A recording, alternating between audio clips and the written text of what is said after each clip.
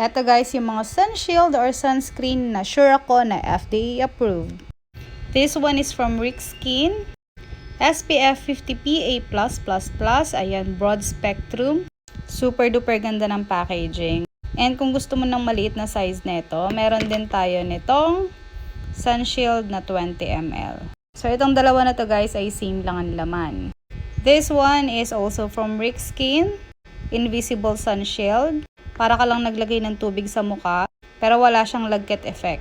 Meron siyang anti-blue light technology, SPF 40 PA+++.